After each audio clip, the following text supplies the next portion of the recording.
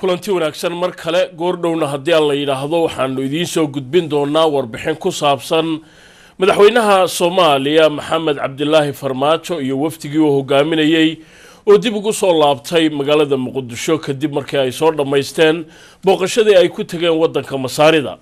waxaana ka warrameen waxyaabaha halkaas ay kula kulmeen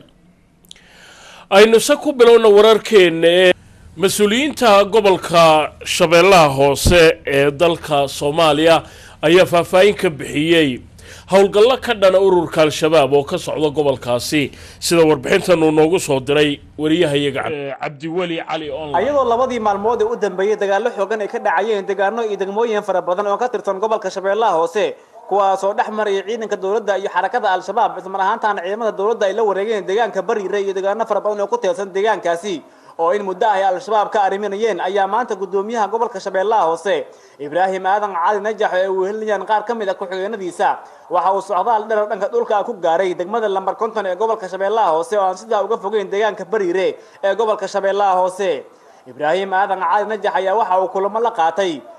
ciidamada AMISOM ee ku sugan degmada lambar 50 kuwaas oo kala hadlay dardargelinta howlgallada ka dhanka ah al-shabaab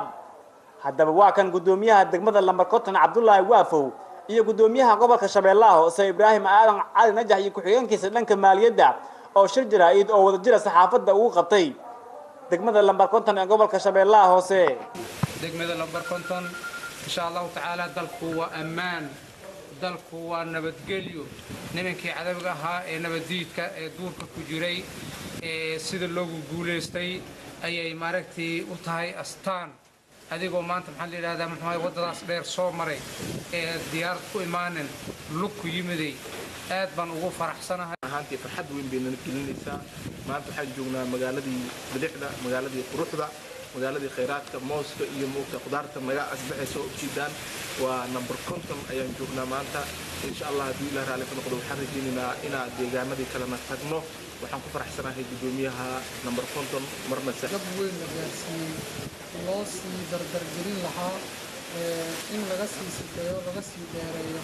nawaaxida meelaha bulshadu ay degan tahay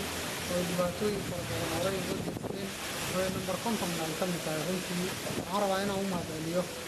ciidamada amniga halkaan ka galay kuwa misan dadaalka ay u galeen difaacidda shacabkan naafada ah guryahoodii iyo hantidoodii lasoo baabiyey lasoo gudiyey sidii ay runtii garab u siiyeen oo u badbaadiyeen waxaan uga mahadcelinayaa ciidamada xoogga dalka Soomaaliyeed oo howlgalo ka sameeyay nawaaxida waxaa dhawaanaha si weyn looga dareemayaa dhaqdhaqaaqyada ciidanka dawladda ay wadaan gobolka shabeellaha hoose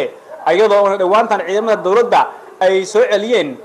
deegaano fara badan oo ka tirsan gobolka shabeellaha hoose kuwaas oo in muddo ah ka ariminayeen dagaalyahanada xarakada al-shabaab Cabdiwali Cali online TV-ga caalamiga ah ee Universal gobolka shabeellaha hoose wali waxaad nagala socotaan wararkii caalamka oo idinka imanaya stuudiyaha telefishinka Universal ee magaalada London warbixinaha kale ee wali inoo soo socdana waxaa kamid ah odayaal ka soo jeeda Somaliland oo ku dhaqan ama ku nool magaalada Muqdisho oo ka hadlay dhibaatada ka dhalatay bay yiraahdeen weerar dhawaan lagu qaaday qoyska maamulaha sharikada Dahabshiil ee koonfurta Soomaaliya oo xubno qoyskiisa ka tirsanina ay ku dhinteen